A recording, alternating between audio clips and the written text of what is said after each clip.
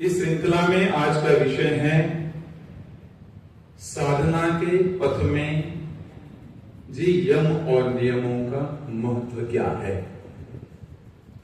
विषय बड़ा गंभीर है और इस विषय को समझने के लिए यहां पर समुपस्थित सभी को अपने मन के साथ यहीं पर रहना है। यदि मन कहीं जाएगा तो फिर मैं आपको पूछूंगा, फिर जग जाना आराम से बीच में से। और इस विषय को समझने के लिए शास्त्र की गहराई में उतरना आवश्यक है। जब तक आप शास्त्र की गहराई में नहीं उतरेंगे या मन और मस्तिष्क को जागृत अवस्था में नहीं रखेंगे तो विषय समझ में नहीं आएगा। ये पॉइंट टू पॉइंट है, क्योंकि यम कितने हैं, यम नियम कितने हैं, साधना क्या है और इस समय आप लोगों की स्थिति क्या है। ये आर्य समाज जिस प्रकार का कार्य कर रहा है, क्या ये आर्य समाज उस स्थान पर चल रहा है या उस गति में विद्यमान है जिस उद्देश्य लेकर मेरे ऋषि ने इस समाज की रचना की। ऋषि का मंतव्य क्या था? ऋषि का मंतव्य था कि मैं अपने वेदों के अनुसार राष्ट्र को बनाऊं, मैं अपने वेदों के अनुसार, शास्त्रों के अनुसार इस समाज को बनाऊं। और उन्होंने घोषणा की थी, क्या की थी घोषणा? वेदों की ओर लौटो। वेदों की ओर लौटने का मतलब क्या है? क्या केवल वेदों को सजा के रखना है या केवल यही घोषणा करना है कि हमारे वेद बड़े श्रेष्ठ हैं? नहीं, वेद यदि श्रेष्ठ है तो उसका श्रेष्ठत्व हमें लोगों के सामने जाकर बताना होगा। वेद क्या है, वेद की शिक्षा क्या है, वेद का धर्म क्या है। धवन साहब, मेरा गला खराब था, आपने एक मुझे क्राउन मेडिकल पे भेजा था, तो मैं वहां गया। उस बच्चे से मैंने कहा मैं आर्य समाज से हूं, मैं वहां आचार्य हूं। वो बोलता है वेदों वाला। देखो, ये पहचान है आर्य समाज। डॉक्टर देवे जी वो मुझे कहता है कि वेदों वाला आर्य समाज। मैंने कहा हां। उसने कहा इन वेदों में कौन सा वेद श्रेष्ठ है? मैंने कहा वेदों में कोई तुलना नहीं कर सकता कि कौन सा श्रेष्ठ है और कौन सा कम है। वेद तो सभी श्रेष्ठ है। वेद शब्द में ही वेद की गहराई उतर जाती है। फिर दूसरा प्रश्न था वेद पहले या गीता पहले? यहां मैं थोड़ा सा मैंने कहा ये बताने की आवश्यकता है वेदों का समय कितना है। खैर ये विषय में जो कल है वेद का है ना, क्या वेद ईश्वरीय वाणी है, इसमें आ जाएगा, कल हम उस पर चर्चा करेंगे। आज का विषय है साधना क्या है और यम और नियम क्या है। साधना का सामान्य अर्थ है अभ्यास। साधना का क्या अर्थ है? अभ्यास, निरंतर अभ्यास। और ये साधना जब अभ्यास के लिए शब्द यूज होता है, प्रयोग होता है, तो ये केवल अध्यात्म का विषय जब आता है तभी साधना शब्द यूज होता है। और आप सभी लोग बड़े भाग्यवान हो।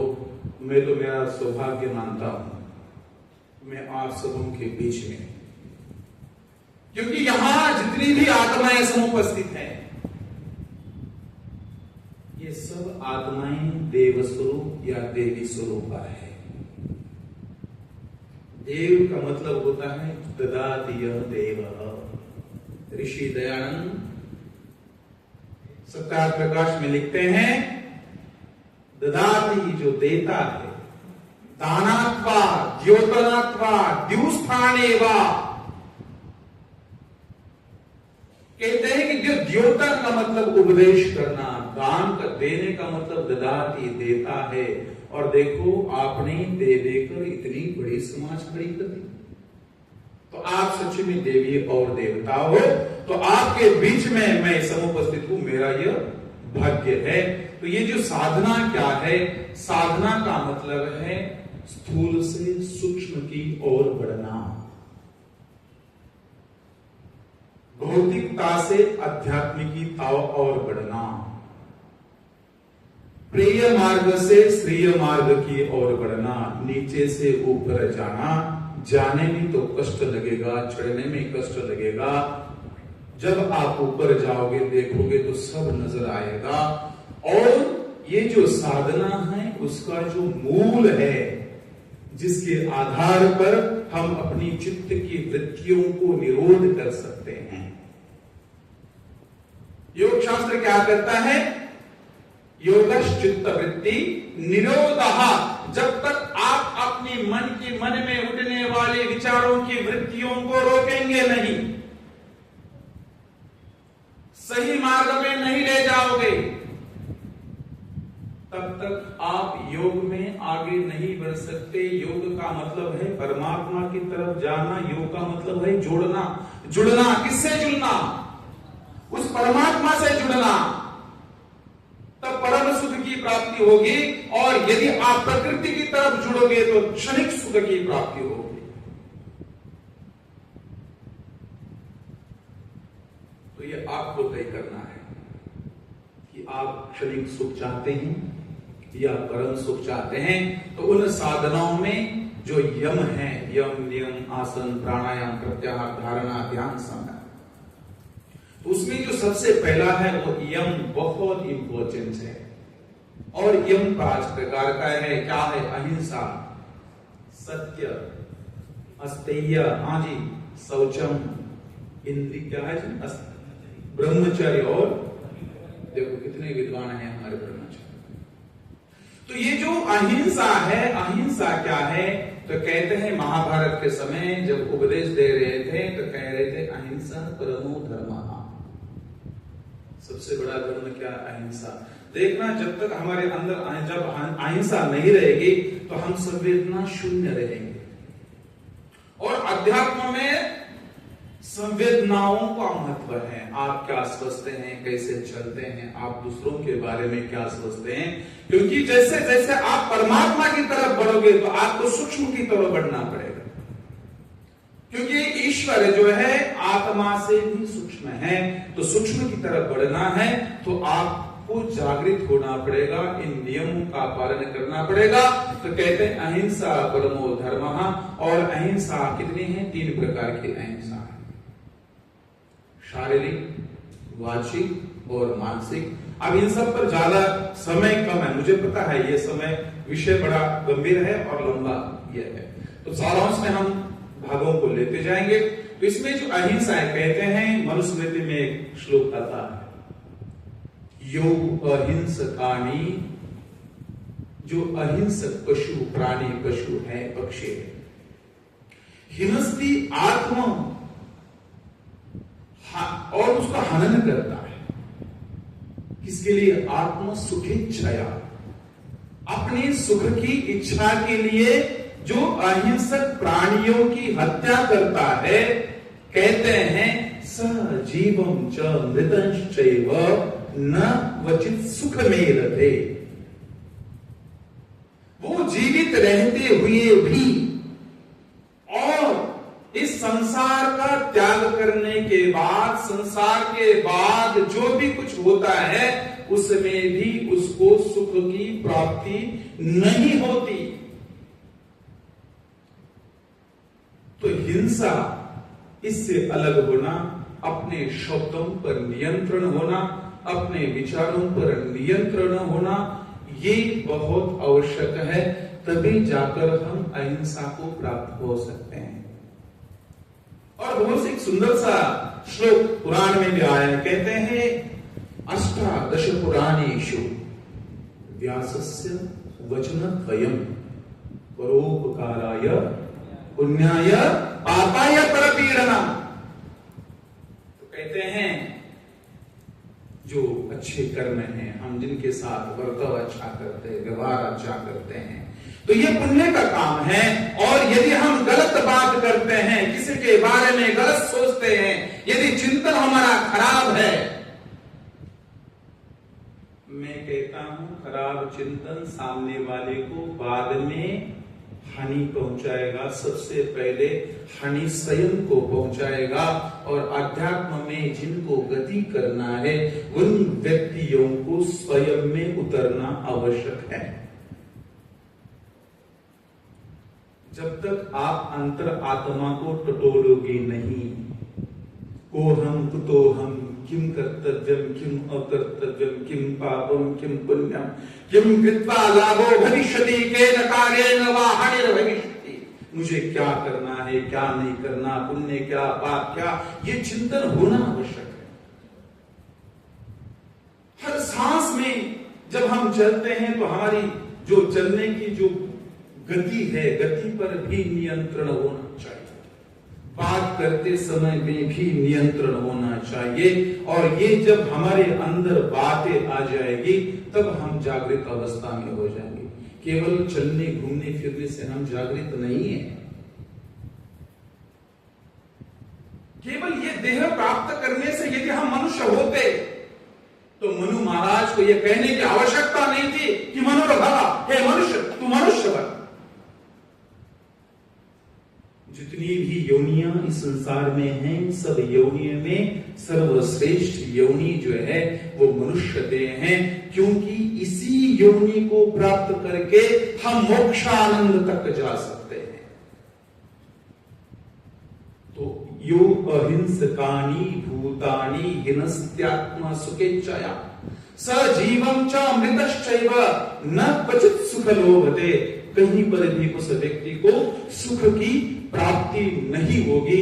इसको कहते हैं अहिंसा। और ये साधना के पथ का प्रथम मार्ग है। जब तक हम इसको प्राप्त नहीं करेंगे आपका समाधि में ध्यान में मन नहीं लगेगा। यो तो ये अहिंसा। दूसरा शब्द है सत्य। अहिंसा सत्य। और कहते हैं सत्य का इतना बड़ा महत्व है। सर्वम सत्य प्रतिष्ठित। सब कुछ सत्य में ही समाया हुआ है। नहीं सत्यात् परो धर्मा नानृतात् परम पातकम किम। शास्त्र कहते हैं सत्य से बड़ा कोई धर्म नहीं है और असत्य से पातक और संसार में कुछ भी नहीं है। तो सत्य का धारण करना एक तप है। ऐसे नहीं होगा। बड़े धर्म संकट में होते हैं हम, कभी कभी सत्य का साथ नहीं देते, क्योंकि वो हम जो है सत्य के साथ देने में समर्थ इसलिए नहीं होते क्योंकि हमने किसी एक पक्ष को लेकर चल रहे होते। जब न्याय बुद्धि के व्यक्ति क्या आएगी तब सत्य और असत्य का पता चलेगा। और सत्य का महत्व इतना है, कहते हैं हमारे कार्यकारी प्रधान जी यहाँ पर सब उपस्थित हैं। शास्त्र कहता है सत्य क्या है, तो कहते हैं क्या, अश्वमेध सहस्त्रम च, अश्वमेध सहस्त्रम च सत्यम च तुलया धृतम अश्वमेध सहस्त्राति सत्यमेव विशीषते। कितना जिस अश्वमेध की ऋषि दयानंद ने व्याख्या की है, वर्णन किया है, कहते हैं हजारों सहस्त्राणि, हजारों ऐसे यज्ञों का फल एक तरफ और सत्य का फल एक तरफ। तो सुनो, तो ये जो सत्य है और सत्य पर चलना सामान्य नहीं है। शूरश्च धारा निशिता दुरत्यया, ये तलवार की धार है। सत्य का साथ देना ये तलवार की धार है। शेर की तरह जिगर चाहिए तब आप सत्य का पालन कर सकते हो, जो मेरे ऋषि ने किया था, जो मेरे स्वामी श्रद्धानंद ने किया था, जो पंडित नाम लेखाम ने किया था, गुरुदत्त विद्यार्थी ने किया। सत्य के मार्ग पर चले और ये सत्य जब तक हमारे पास है, और एक मनुस्मृति में आ रहा है, डॉक्टर ऋषिपाल जी हमारे यहाँ बड़े विद्वान, सात्विक, सरल स्वभाव के महानुभाव। तो सत्य क्या है? सत्यम ब्रूयात् प्रियम ब्रूयात्, न ब्रूयात् सत्यम अप्रियम। यहां तक तो हम जानते हैं, सत्य बोलना चाहिए मगर प्रिय सत्य बोलना चाहिए। चोर को चोर नहीं कहना चाहिए, बुरा लगता है। सत्यम ब्रूयात् प्रियम ब्रूयात् न ब्रूयात् अप्रियम, अप्रिय सत्य नहीं बोलना चाहिए। ये ठीक है। अगली पंक्ति बड़ी महत्व की है, प्रियम च नान्द्रितम ब्रूयात्। इस पर ध्यान देना। इस पर वो पहली पंक्ति तो आपने सबने सुनी है, इस पर सब विचार करते नहीं भाई किसी को बुरा लगेगा, हम क्यों छेड़े, वो छेड़ना भी नहीं चाहिए। मैं भी इस मत का हूं, आप सब लोग इस मत के हो। मगर जो सेकंड लाइन है क्या है? प्रियम च न अनृतम, अनृतम जो झूठ, प्रिय लगने वाला झूठ नहीं बोलना चाहिए। इतनी सुंदर बात कही शास्त्र। तो हम क्या करते हैं? लांगुल चाल करते हैं। एक शब्द संस्कृत में है लांगुल चाल। किसी को खुश करने के लिए ऐसी बातें कह देना, उसको खुश लगे, वो क्षणिक खुशी रहे, इससे पथ नहीं बनेगा, इसमें साधना नहीं बढ़ेगी। और सचेत कर रहा हूं, आप सबका बड़ा भाग्य है, आपके माता पिता, दादा परदादा आर्य समाज से जुड़े थे, वैदिक धर्म से जुड़े थे, इसलिए आप यहां हो। संसार में करोड़ों अरबों लोग हैं जिनको वेद का नाम पता नहीं, वेद सुनने को नहीं मिलते, ना प्रवचन सुनने को मिलते। धर्म करने की बात ही अलग है, उनका धर्म है मारो काटो खाओ पियो, घृतम कृत्वा घृतम प्रदे, ले लो, खर्च करो, जीवो, ऐश करो। केवल हम भाग्यवान हैं कि हम अध्यात्म की बात करते हैं, जीवात्मा की बात करते हैं, हम परमात्मा की बात करते हैं। तो ये जो है ना, सत्य पर चलना, अडिग रहना हमारा कर्तव्य है। ये दूसरा मार्ग है इसका साधना का, अहिंसा, सत्य। फिर क्या है जी? अस्तेय। अस्तेय का मतलब होता है चोरी न करना। अब चोरी न करना, अब इसकी चोरी की भावना कहां से निर्माण होती है, उस तरफ जानते हैं। देखें, हमने वटवृक्ष को देखा, हमने पेड़ को देखा, पौधों को देखा, मूल को देखना पड़ेगा। और ये भावना, ये आम के फल यदि लगते हैं, अमरूद लगता है, कहीं ना कहीं हमने बीज रोया है, उसकी मूल कहीं है। तो कहते हैं अंतर आत्मा में जो भाव उठते हैं, मन में भाव उठते हैं, वहां तक जाना पड़ेगा। क्योंकि जब तक मन में वो विचार नहीं आएंगे और चोरी के, तब तक व्यक्ति चोरी नहीं करता, कृति नहीं होगी, शरीर से कृति नहीं होगी। सबसे पहले मन में भाव उठते हैं इसके, चोरी के, जिसको संस्कृत में अस्तेय कहा। अस्तेयम नाम चौर्यम, अस्तेयम नाम न चौर्यम इति अस्तेयम।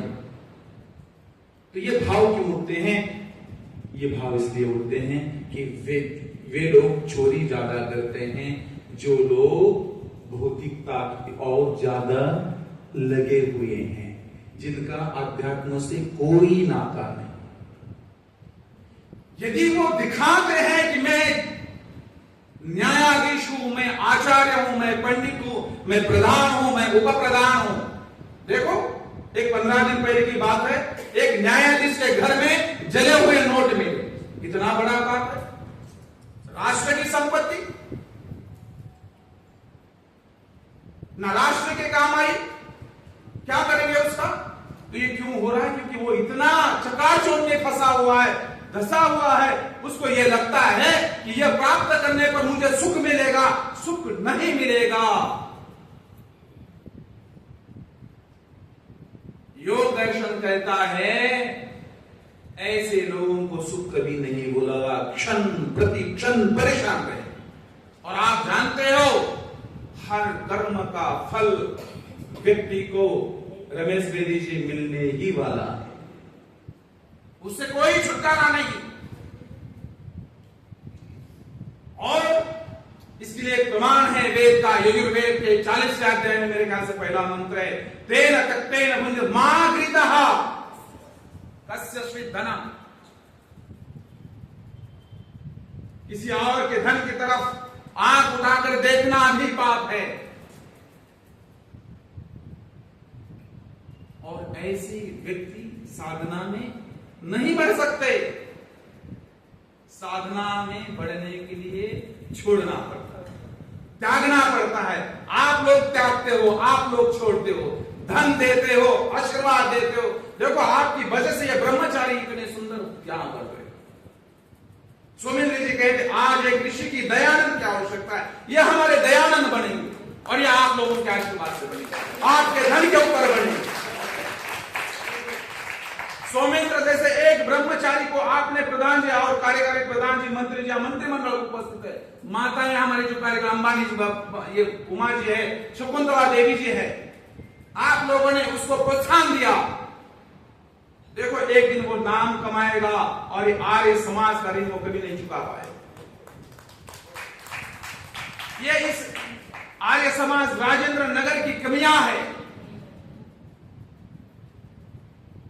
तो असली ये बहुत बड़ा गहन विषय है, इस पर यदि चले डॉक्टर ऋषिपाल जी को पता है एक एक दो घंटे बोल जाएंगे इस पर। तो क्या हुआ, साधना के पद का तीसरा हो गया। चौथा क्या है? ब्रह्मचारी, अहिंसा, सत्य, अस्तेय, फिर ब्रह्मचर्य। इस शब्दों को देखो, ब्रह्म और चर्य दो शब्द है डॉक्टर देवेश। ब्रह्म का अर्थ होता है परम ज्ञान, ब्रह्म का अर्थ होता है सृष्टिकर्ता, और ब्रह्म का अर्थ आकाशादिव व्यापक। ब्रह्मा ऋषि दयानंद जी प्रथम समोल्लास में कहते हैं जो आकाश की तरह व्याप्त है वो है ब्रह्म। और यहां ब्रह्म का मतलब है परम ज्ञान, या ब्रह्मचर्य का दूसरा भी अर्थ होता है इंद्रिय निग्रह, इंद्रियों पर कंट्रोल। तो ब्रह्मचारी की बड़ी आवश्यकता है, क्योंकि ब्रह्मचर्य का बल आपने देखा ऋषि देव दयानंद में था। दुनिया को पलट दे दिया, पलट कर दे दिया, वेदों का फिर से उद्धार कर दिया, हम सबको जगा दिया। और यही ऋषि की कहानी है, मैं आपके सामने उपस्थित हूं। मैं बड़े छोटे से गांव से, कोई गांव का नाम कोई सुनता भी होगा नहीं, मगर आपके बीच में जाने का सौभाग्य मिला। ये ऋषि और ये इनके ब्रह्मचर्य के तप के कारण। ब्रह्मचर्येन तपसा, ब्रह्मचर्येन तपसा राजा रक्षति वै राष्ट्रम। ब्रह्मचर्य के तप से राजा राष्ट्र की रक्षा करता है। आचार्यो ब्रह्मचर्येन ब्रह्मचारिणम इच्छति। तो कितना सुंदर है। आचार्य भी जो होता है ना, अपने ब्रह्मचर्य के बल से ही अपने ब्रह्मचारियों के जीवन का निर्माण करता। जिसका स्वयं का चरित्र ठीक न हो, वो दूसरों के चरित्र के बारे में शिक्षा नहीं दे सकता। देगा तो प्रभाव नहीं होगा, और यदि प्रभाव होगा क्षणिक होगा। जिस दिन सच्चाई पता चलेगी, इन लोगों को जेल में जाना पड़ेगा। जैसे आप जानते हैं बहुत से साधु और संत जेलों में हैं। तो ब्रह्मचर्य न तपसा जो है, ब्रह्मचर्य के तप से हम राष्ट्र की भी रक्षा करते हैं और स्वयं की भी रक्षा करते हैं। तो अध्यात्म में यदि आगे जाना है तो आपको अपने इंद्रियों पर नियंत्रण करना होगा। और ये नियंत्रण केवल जनन इंद्रियों पर नहीं, आपके हर नेत्र पर नियंत्रण होगा, वाणी पर नियंत्रण होना चाहिए। ये सब पर यदि नियंत्रण होगा, तब आपका मन आपके कंट्रोल में होगा, तभी जाकर एक स्टेप आप अध्यात्म में आगे बढ़ पाओगे। और पांचवा क्या है जी? हाँ जी, अपरिग्रह। कितना सुंदर। अपरिग्रह का मतलब है अनावश्यक वस्तुओं का ग्रहण या अनावश्यक वस्तुओं का इकट्ठा न करना।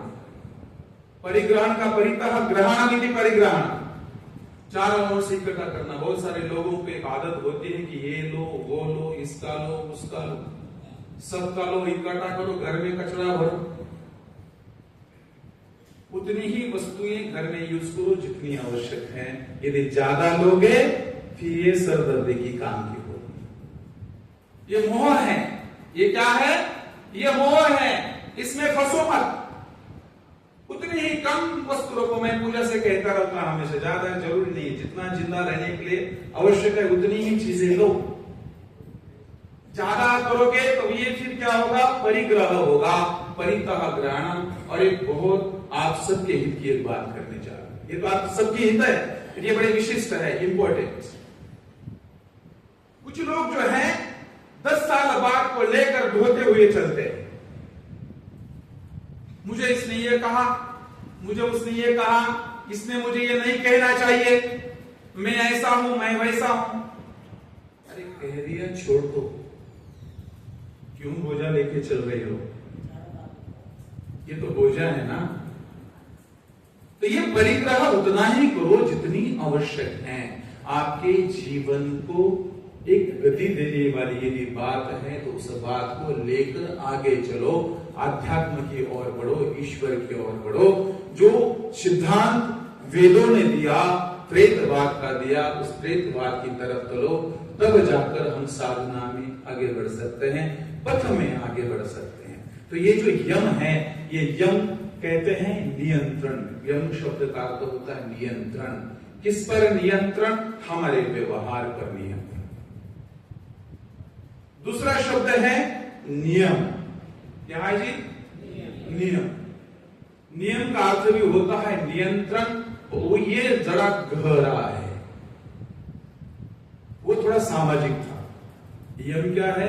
सामाजिक, क्योंकि दूसरों के साथ है ना, भार है। मगर जब हम नियम की बात करते हैं, यहां थोड़ा सीरियस होना आवश्यक है। नियम भी 5 है: शौच, संतोष, तपः, स्वाध्याय, ईश्वर, प्रणिधानानि। तो इसमें जो है शौच, शौच का मतलब है स्वच्छता, शुद्धता, पवित्रता, प्यूरिफाइड, प्योरनेस। तो शरीर को शुद्ध रखना है, मन को शुद्ध रखना है, अंतरात्मा को शुद्ध करने का प्रयास करना है। तो ये कैसे घटित होगा? तो शास्त्र कहता है अद्विर्गात्राणि शुद्धन्ति मनः सत्तेन शुध्यति विद्या तपोभ्याम भूतात्मा धीजने शुद्धति। हम बाहरी शरीर को जल से पवित्र कर सकते हैं, सुंदर बना सकते हैं, बालों को संवार सकते हैं, लिपस्टिक लगा सकते हैं, पाउडर, जो भी कुछ है ना, सुंदर सुंदर वस्त्र परिधान कर सकते हैं, करना चाहिए। जो परमात्मा ने ये देह मिला है, परमात्मा ने जो देह दी है, इसको जितना अच्छा रख सकते हैं रखना चाहिए। इसकी खातिर भी करनी चाहिए। इस शरीर को सुंदर सुंदर खिलाना भी चाहिए, क्योंकि इसी के बलबूते पर तो हम आगे बढ़ेंगे। शरीर धर्मम खलु धर्म साधनम, शरीर माध्यम खलु धर्म साधन। यह शरीर ही है जिस शरीर के माध्यम से हम धर्म, अर्थ, काम और मोक्ष की प्राप्ति कर सकते हैं। तो ये जो साधन है, इस साधन को साध्य तो नहीं बन सकता, मगर साध्य तक ले जाने के लिए हमारा साधन जरूर है। तो कहते हैं इसको जो है जल पानी से बाहर से शुद्ध कर से, अंतर से कैसे करें? अद्विर्गात्राणि शुद्धन्ति मनः सत्येन शुद्धति। और मन को यदि शुद्ध करना है तो सत्य से करना है। बुद्धि को शुद्ध करना है तो ज्ञान से करना। विद्या तपोभ्याम भूतात्मा। और तप से जो है जीवात्मा शुद्ध होता है। तो जीवात्मा को शुद्ध बनने का मतलब यह है कि साधना में लगे रहना, चिंतन करना, तज्जपः तदर्थ भावनम, उस परमात्मा का जप करना पड़ेगा। और जब केवल ओम ओम कहने से नहीं होगा कुछ, केवल गायत्री मंत्र से आहुति देने से भी कुछ नहीं होगा। जब तक आपका मन उन वेद मंत्रों के साथ नहीं जुड़ेगा, वो भाव आपके साथ नहीं आएंगे, सच्चा सही उच्चारण नहीं होगा तब तक वो फल की प्राप्ति आपको नहीं हो सकती। तो ये जो है भूतात्मा, जो जीवात्मा है, उसको शुद्ध करने के लिए ज्ञान की आवश्यकता है। और जीवात्मा का जो भोजन ज्ञान है, शरीर का भोजन क्या है जी? फल फ्रूट्स जो कुछ दिखता है, अन्न, ये शरीर का है। आत्मा का भोजन ज्ञान है। वो जब तक नहीं देंगे वो नहीं शुद्ध होगा। तो इसको शुद्ध करने के लिए हमें अध्ययन करना पड़ेगा, त्याग करना पड़ेगा, तपश्चर्या करनी पड़ेगी, सत्य बोलना पड़ेगा, तब ये जाकर के शुद्ध होगा। प्राणायाम करना पड़ेगा। योग दर्शन में आया है प्राणायाम, प्राणायाम से सत्व शुद्धि ही। प्राणायाम करने से क्या होता है? अविवेक ख्याति ही, ज्ञान दीप्तिर अविवेक ख्याति ही। ज्ञान की स्फुरति, दीपक जो जलता है, कहते हैं प्राण के निग्रह करने से, प्राण पर कंट्रोल करने से होता है। तो ये जो है, ये शुद्ध करना, पवित्र करना, ये सोच है। और सोच क्या है? केवल बाहरी तौर पर नहीं, अंतरात्मा में आप झांकना पड़ेगा, देखना पड़ेगा, कर्तव्य का बोध भी करना पड़ेगा। ध्याय तो कहते हैं धातु नाम यथा मला दह्यन्ते ध्यायमाना नाम धातु नाम च यथा मला तथेन्द्रियाणाम दह्यन्ते दोषाः प्राणस्य निग्रह। जैसे किसी धातु को, स्वर्ण को, लोहे को तपाते हैं, तपाने के बाद उसकी जो है शुद्धता निखर आती है, अशुद्धता दूर होती है। वैसे ही यदि हम अपने आप को शुद्ध करना चाहते हैं, पवित्र बनाना चाहते हैं, तो कहते हैं प्राण का निग्रह करें, प्राण पर कंट्रोल करें, प्राण के ऊपर ही हमारा पवित्रता बनती है। तब जाकर हम जो है अध्यात्म के आगे बढ़ते हैं। और इसमें एक बड़ा सुंदर सा गीता का मुझे याद आ रहा है।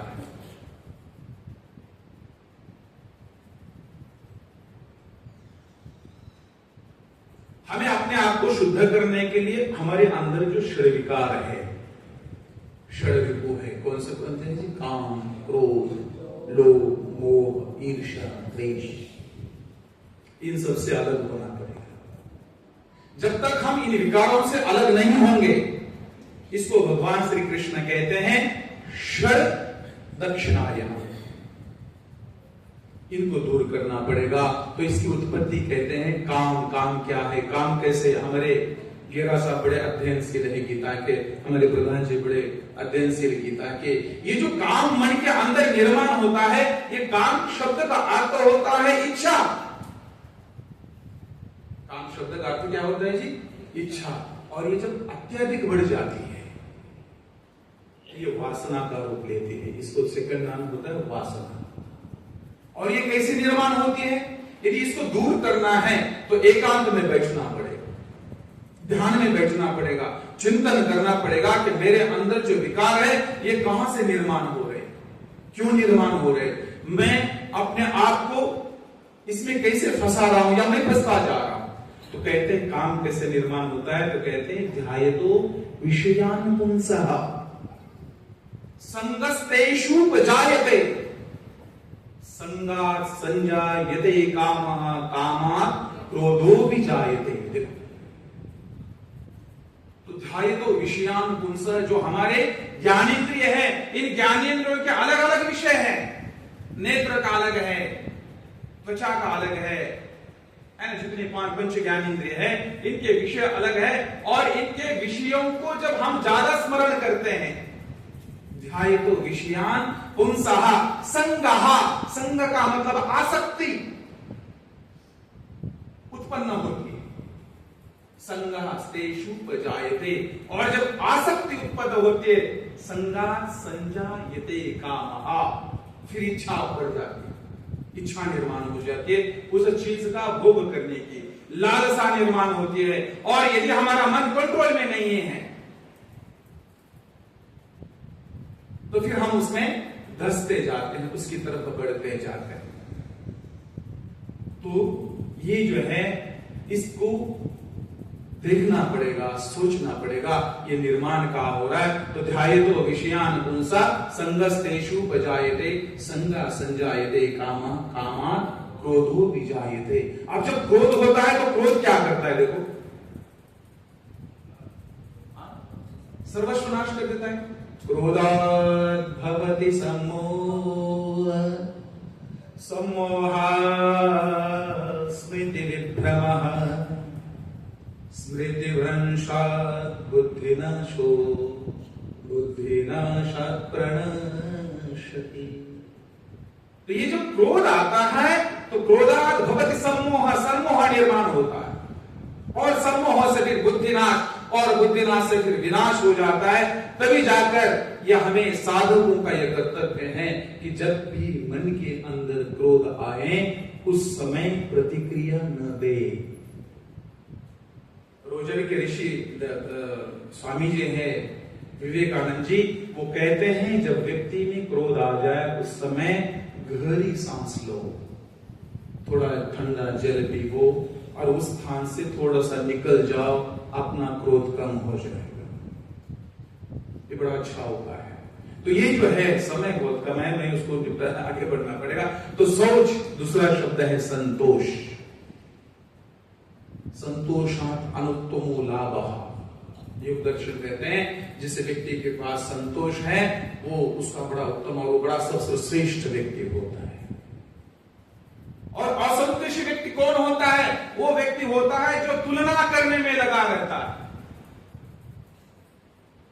कि उसके पास ये है, मेरे पास ये नहीं। यदि इसके पास ज्यादा आया तो भी इसको घमंड आ जाता है, यदि कम आया तो भी दुखी रहता है। तो कहते हैं संतोषी रहने के लिए उपाय क्या है? तो उपाय यह है कि हम वर्तमान में जिए, जो है उसी में खुश रहें। ये परमात्मा के हमारे जो मिला है ये हमारे कारण मिला, हमारे गुण कर्म अनुसार मिला है, हमारे फल के अनुसार मिला है। यदि और चाहिए कर्म करो, परंपरा क्रमश्च, पराक्रम करो, आगे बढ़ो, कर्म करो। स्वतंत्र करता करता स्वतंत्र है, आप जो चाहे तो कर सकते हो, उसकी फल की भी प्राप्ति होगी। और संतोषी रहने वाला व्यक्ति बड़ा वरिष्ठ होता है, उसको किसी चीज की जरूरत नहीं होती।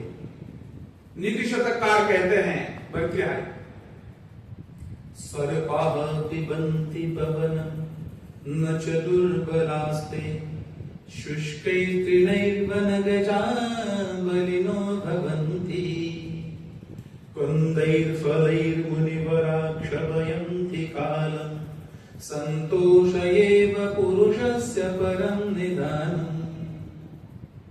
क्या कह रहे हैं? कहते हैं सर्पाः पिबन्ति पवनम्। पवन का मतलब होता है हवाओं को पीकर सांप जीवित रहते हैं।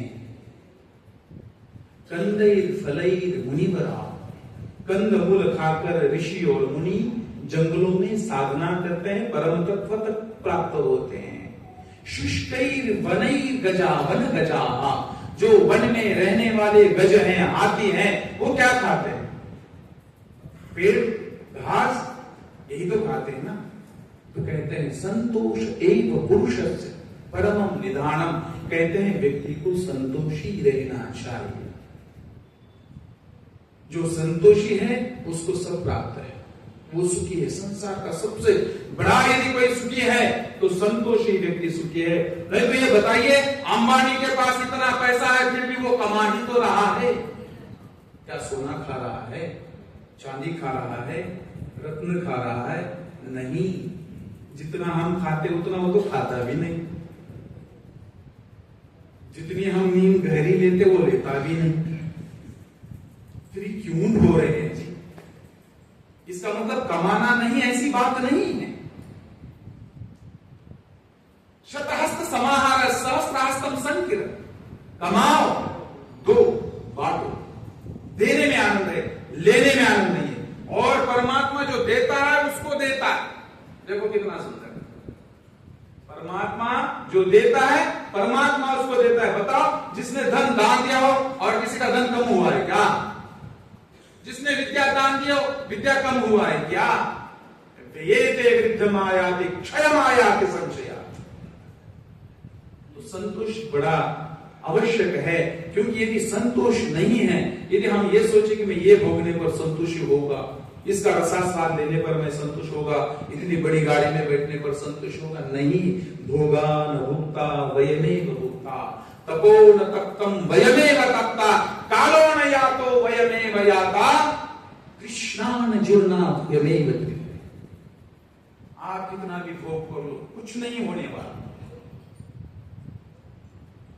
इच्छाएं और बढ़ती जाएगी। जैसे अग्नि में घी डालने पर अग्नि दीपित हो जाती हैं, वैसे इन पंच ज्ञानेंद्रियों, ये पंच जो हमारा शरीर है, इंद्रियां हैं, इनकी चोचलों को, इस शरीर की चोचलों को मन के पीछे भागोगे तो मन आपको किसी गड्ढे में ले जाएगा, है ना। मना ये मनुष्यानाम कारणम बंध मोक्षयोः, बंध और मोक्ष, जन्म के लिए भी कारणीभूत मन है, मोक्ष के लिए भी कारणीभूत मन है।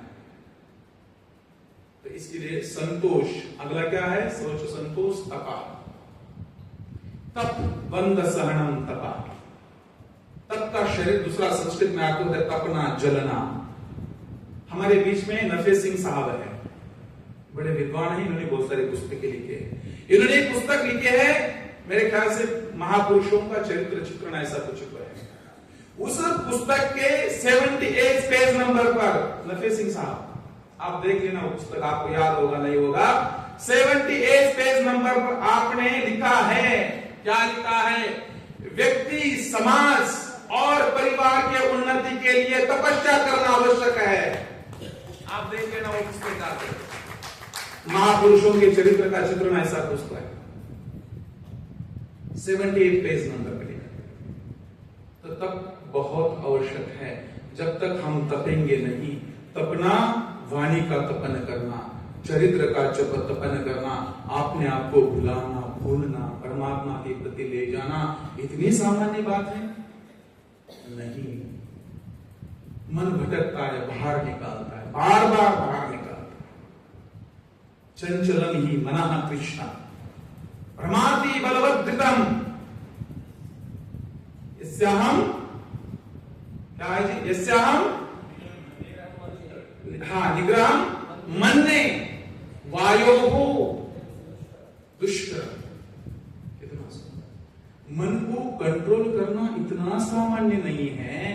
कहते हैं जैसे वायु को कंट्रोल करना असंभव है, वैसे ही मन को असंभव है कंट्रोल करना। इस पर फिर उपाय क्या है? यदि प्रश्न है तो उपाय तो होगा। तो योगीराज कृष्ण को अर्जुन पूछता है क्या है भगवान बताओ, तो कहते हैं क्या अभ्यास है न तो कौनतेय वैराग्येन च गृह्यते। वाह कितनी सुंदर बात। अर्जुन के कहते हैं ये पार्थ, यदि तुझे अपने मन को कंट्रोल करना है ना, तुझे अभ्यास करना पड़ेगा, तुझे वैरागी बनना पड़ेगा, वैराग्य उत्पन्न करना पड़ेगा, तब जाकर मंत्र को, मन को कंट्रोल करोगे। और इसी बात को योग दर्शन में कहा तत्र स्थितो अभ्यासः। पतंजलि ऋषि भी कहते हैं इसको अभ्यास से कंट्रोल करना पड़ेगा। कंट्रोल का क्या मतलब? उसको बांधना है क्या? नहीं। आपका मन यहां है सबका, मैंने पहले पूछा था मन का यहां है, क्योंकि मन की इतनी गति है। आप जिस देश में गए हो वहां देखो, वहां जाकर के क्या क्या आपने देखा था, सब देख रहे हो। इसकी गति अनंत, उसको मापा नहीं जा सकता। और कहते हैं उस परमात्मा की गति मनसो जली। ये जो तप जो है, बंध का सहन करना, ये तप है। सुख दुख के समय कृपा लाभा लाभो जया जयो। भगवान श्री कृष्ण सुख और दुख में एक स्थिति में रहना, ये तप है। क्यों? क्योंकि किसी की व्यक्ति के अंदर, ऐसा सुना है आपने कभी किसी ने हरदम सुख भोगा? नहीं। सुखस्यानंतरम दुखम, दुखस्यानंतरम सुखम। सुख सुखम दुखम मनुष्यानां चक्रवत् परिवर्तन। तो ये यदि है, यदि रात है तो दिन है, दिन है तो यदि रात है, और यदि ऐसी स्थिति है तो हम चिंता क्यों करें भाई? तो इसलिए तब, और अगला क्या है जी? शौच संतोष तपा स्वाध्याय। खुद का भी अध्ययन होता है, पुस्तकों का भी अध्ययन होता है। ऋषि दयानंद जी लिखते हैं सत्याग्रह प्रकाश में, स्वाध्यायात्मा प्रगति कर्तव्य। स्वाध्याय से कभी मुंह नहीं हटाना चाहिए। और आपको बता दूं, कुछ लोग ऐसे होते हैं, कम जानते हैं, पढ़ते नहीं हैं, मगर उनको लगता है मैं बहुत बड़ा विद्वान हूं। ऐसे लोगों के लिए भर्तृहरि ने जो 3 शतक लिखे हैं, वैराग्य शतक, नीति शतक, और जी कौन सा? श्रृंगार शतक। इस शतक में एक श्लोक आया, बड़ा सुंदर आया है ऐसे लोगों के। यदा किंचिजोहम विपैव मदान्ध समभवम् तदा सर्वज्ञोऽस्मि त्यभवद्वलिप्तं मम मनः। यदा किंचित् बुधजनसकाशादवगतम् तदा मूर्खोऽस्मीति ज्वर इव मदो मे व्यपगत। ऋषि कह रहा है क्या करें? जब मैं कुछ कम जानता था तो मैं मदोन्मत्त हाथी की तरह आपने आपको सबसे बड़ा कहता था, और जब मैं धीरे धीरे विद्वानों के पास गया, जब मैंने शास्त्रों को पढ़ना आरंभ किया, एकः शब्दः सुप्रयुक्तः सम्यक् ज्ञातः सर्वलोके च कामोद्भवति। जब मैंने एक एक शब्द के अर्थ को जानना आरंभ कर दिया, तो कहते हैं जैसे व्यक्ति के अंदर ज्वर होता है, बुखार होता है, और डॉक्टर के पास जाने पर जब वो दवाई देता है, दवाई जैसे खाता है, बुखार जैसे गायब होता है, ऐसे ही मेरी मूर्खता दूर हुई। ये जो मैं मूर्ख बना हुआ था, तो इसके लिए साधना आवश्यक है। तो इसका फल है, इसका अध्ययन का फल क्या है? तो अध्ययन का फल है कि हमारे अज्ञान से हम दूर हो जाते हैं, ज्ञान की ओर बढ़ते हैं। और परमात्मा कैसा है जी? ज्ञान युक्त है। परमात्मा क्या है? ज्ञान से युक्त परमात्मा है। और आज का विषय हमारा ज्ञानवान बनना है। शौच संतोष तपः स्वाध्याय ईश्वर प्रणिधानानि। समय तो बढ़ता जा रहा है। कालो न याति वयदेव याता, है ना? हम सोचते हैं हम जी रहे हैं, काल को बिता रहे हैं। नहीं, काल हमको खा रहा है, काल हमको भोग रहा है, काल के कंट्रोल में हम हैं। तो कहते हैं जो समय का घोड़ा है, उस समय के घोड़े को सामने से जकड़ो, पीछे से नहीं हाथ आएगा। तो अंतिम है ईश्वर प्रणिधानानि। तो ईश्वर प्रणिधानानि का मतलब है ईश्वर पर छोड़ देना। मैंने तो अपने आप को छोड़ दिया है। क्या आपने छोड़ा है? यदि नहीं छोड़ा तो छोड़ के देखिएगा। यस, सरेंडर कर दो, देखना कुछ कल नहीं होगा। यदि आप परमात्मा पे छोड़ दोगे ना, घर में मेरे एक माता पिता थे, यहाँ हमारे सब माँ बहनें मुझे थी, वहां मेरे 4 भाई थे। देखो ये भाई मेरे बेटे, हाँ एक पिता, ये धर्म पिता, इतने। ये छोड़ने का नतीजा है। जो छोड़ता है वो पाता है। और कितना आशीर्वाद देते हो, थोड़ा सा देते हो। आप लोग कितना आशीर्वाद दे रहे हो, आपकी शुभकामनाएं आती हैं। आप धन्य, ये कौतुक करते हो। एक शब्द मराठी का है कौतुक, मुझे पता नहीं हिंदी में क्या है। कौतुक का मतलब होता है कि आप प्रोत्साहन देते हो, उत्साह बढ़ाते हो। बताओ यदि हम बोलते हैं सुनने वाला नहीं होगा तो हमारा सब व्यर्थ ही है। तो ईश्वर प्रणिधानानि का मतलब है परमात्मा पर छोड़ देना। कभी कभी कुछ बातें ऐसी होती है हमारे हाथ में नहीं होती। मैं पिछली बार जब सत्संग ये वार्षिकोत्सव हो रहा था, डॉक्टर धर्मेंद्र जी का प्रवचन चल रहा था, उनके प्रवचनों को सुनने के लिए मैं यहां था। और हमारे विकास जी ने एक घोषणा की थी कि हमारे जो प्रधान जी हैं अशोक सहगल जी, स्वर्गीय अशोक सहगल जी बीमार हैं, और वहां बैठे बैठे वो दान के लिए सबको कह रहे थे यहां से दान लिया, वहां से दान लिया, कह रहे थे। मुझे शब्द याद है, आपने सुनाया था, प्रधान जी ने सुनाया था। देखो वो महान आत्मा हमसे चली गई, तो ये ईश्वर परिधान है जो हमारे हाथ में नहीं होता। परमात्मा पे छोड़, परमात्मा की न्याय व्यवस्था पर छोड़। हम चाहते तो हैं कि 100 साल जिए, 150 साल जिए, कुछ बातें हमारे हाथ में नहीं होती, मगर प्रभु की इतना बड़ी कृपा है कि उनकी धरोहर को, उनके हेरिटेज को, उनके मंतव्य को, विचारों को ये नवयुवक हमारे अतुल सहगल आगे बढ़ा रहे। तो ये है उनको जीवित रखना, ये है उनको अमर बनाना। केवल उनकी धन संपत्ति का भोग करना नहीं है, ये पुत्र का कर्तव्य नहीं है। पुत्र का कर्तव्य उनकी सब विचारों को, धन संपत्ति को आगे बढ़ाना और उससे बड़ा करना। पुरुषार्थ चतुष्टय होता है। पुरुषार्थ चतुष्टय क्या है? पुरुषार्थ चतुष्टय यह है जो नहीं है उसको कमाओ, प्राप्त करो। दूसरा है जो प्राप्त है उसका संरक्षण करो। क्या करो? संरक्षण करो। जो संरक्षित है उसकी वृद्धि करो। क्या करना है? वृद्धि करना है।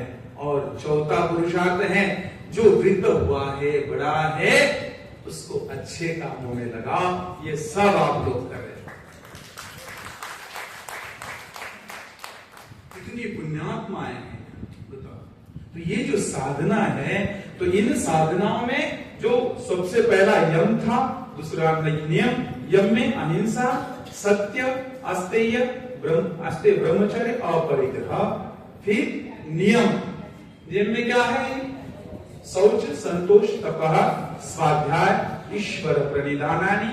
तो ये 10 विषयों पर हमने चिंतन किया और इस पर चलना है तो हमें शांत होना पड़ेगा, चिंतन करना पड़ेगा, एकांत में बैठना पड़ेगा, ईश्वर के बारे में चिंतन करना पड़ेगा, अध्ययन करना पड़ेगा, तब जाकर के हम साधना में आगे बढ़ सकते हैं। नहीं तो केवल एक खोखलापन होगा। क्या होगा जी? केवल खोखलापन होगा। हम सोचते हैं क्रोध नहीं करना, प्रवचन सुन के गए और घर में जाकर बहुत से झगड़ने लगे। तो ये क्यों नहीं किया, ये ऐसे कैसे, मैंने तो कहा था आने से पहले ऐसा करके नहीं। यदि हम घर में भी रहते। और हाँ, ये जो साधना है, ये यम और नियम न केवल आध्यात्मिक लोगों के लिए आवश्यक है, जो लोग संसार में भी सफल होना चाहते हैं, सम्मान प्राप्त करना चाहते हैं, इज्जत प्राप्त करना चाहते हैं, स्वस्थ जीवन प्राप्त करना चाहते हैं, तो भी इस पर चिंतन करना आवश्यक है। आइए, मेरा समय तो हो गया, फिर एक 4 लाइन मेरे साथ आप सब लोग गुनगुनाएंगे। आपने बहुत अच्छा सुना और इसके लिए मैं आप सबका बहुत आभारी हूं। इसी प्रकार से कल प्रवचन होगा, कल का भी बड़ा गान है। और मैं एक विकास जी ने तो विनती की है, मैं और एक विनती करूंगा। आर्य प्रेरणा जो हमारा यूट्यूब आरंभ हुआ है, इसमें अच्छे प्रवचन हैं, केवल बहुत कम सब्सक्राइबर्स हैं। मैं माता और बहनों से कितना 150-200 लोग हैं उसमें। कम से कम आप भी तो करते तो 200-300 तो हो ही जाते सब्सक्राइबर्स, है ना। तो आपके जितने परिचित है उन सबसे आप कहिएगा। आइए 2-4 लाइन मेरे साथ गुनगुनाएंगे तो अच्छा लगेगा। प्राण प्रदाता, संकट त्राता,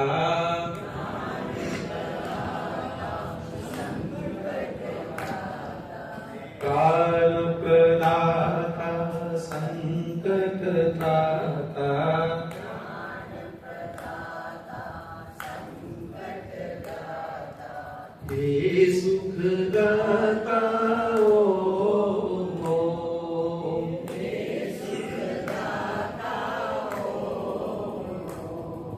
सुविता माता पिता वरेण्यं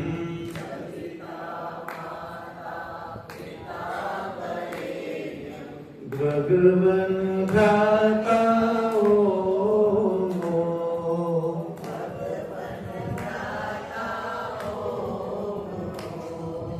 प्राण प्रदाता संकटदाता प्राण प्रदाता संकटदाता हे सुखदाता तेरा शुद्ध स्वरूप धरेहम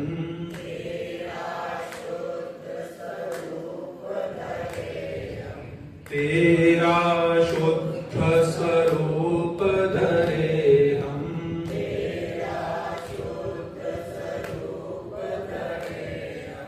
धारण धाता ओम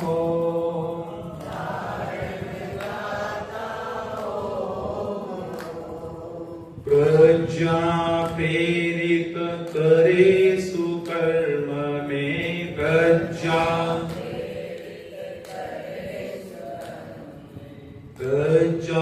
प्रेरित करे सुकर्म में प्रज्ञा विश्व विधाता ओम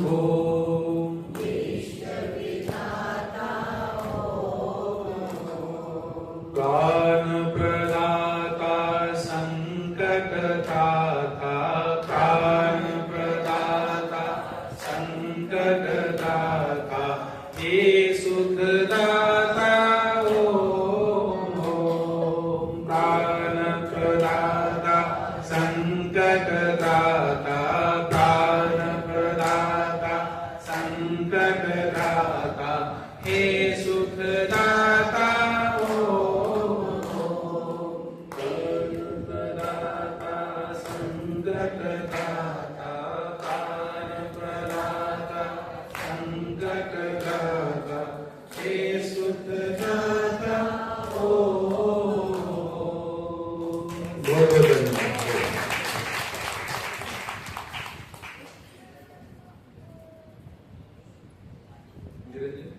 समय अनुमति नहीं दे रहा, पर एक दो छोटी छोटी बातें कहूंगा जो आज ऑब्जर्व करी है।